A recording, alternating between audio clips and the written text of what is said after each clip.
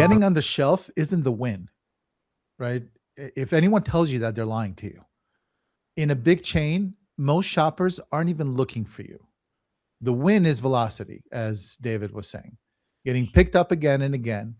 And here's the part that surprised me: independents are often a brand's second or third biggest revenue source, and frequently the most profitable. And I have data to back this up, and I'm sure David as well. You think you're going to go into a Sprouts, a Whole Foods, a Walmart, a Kroger, a Costco, and be profitable? That is really difficult. You really have to hit it hard, and you have to do it right to be profitable at the large retailers. But the indies, they work with you.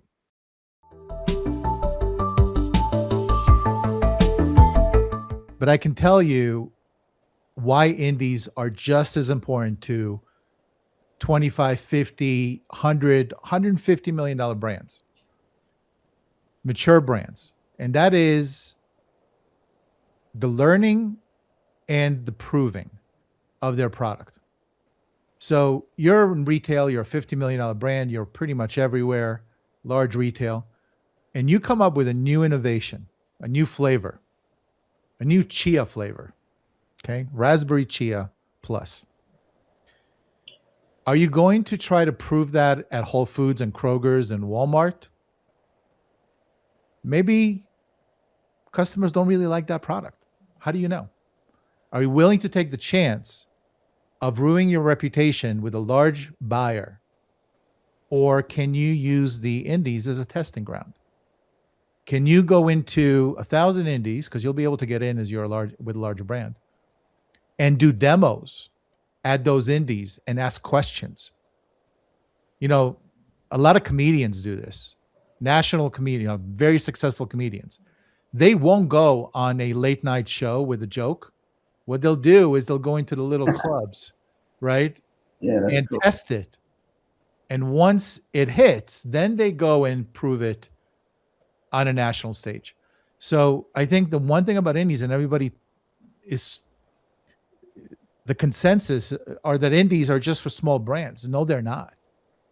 They're really, really not. We don't realize that when we get into retail and these are large orders that we get so excited about, those initial orders are usually because of either free fill, as David was talking about, or to bring products onto the shelf. And the one thing you need to be extremely cautious about is pretending that the initial few orders are your growth pattern. Because I've seen that, and I've my own company, my own brand. We've purchased over a year's worth of inventory ahead of the required time slot. Basically, what happened was we were seeing this huge growth scale, and we had some inventory, and we thought we were going to run out, so we ordered more inventory. And then it was sitting on the shelf because it just died down as soon as that initial growth purchasing orders came through. So it's really, really important not to let inventory quietly choke. You sitting on $100,000 worth of inventory. You get an order from UNFI for $50,000 in various places. You wait 90 days to get paid. Oh, yeah. Now, a lot of the deductions are real. I mean, people say you got to half the money back. Yeah, but you approved all those refills. So 5% of it, in my opinion, is money that you shouldn't be charged. But I think you guys do more than just advise on how to get deduction money back. You're advising on all of the stuff so they go in eyes wide open, like what you just said. Hey, you get these POs. Do not start celebrating. Start celebrating when you get the next PO and the reorders, right? So I think the message again from us and from David, who's got experience, that indie isn't just a phase that you graduate out of. It's really where the job that it does makes sense, and where it changes. So you validate early, you innovate, you protect the margin later on. And if it's not working at the indie level, the problem is scaling it up is just going to scale up the problems for you. And I think that's one thing that I've learned, not just in CPG, but in business in general. Uh, Scale and growth accelerates. It does not do well for brands or for companies profitable. And I think that's the way you got to look at it.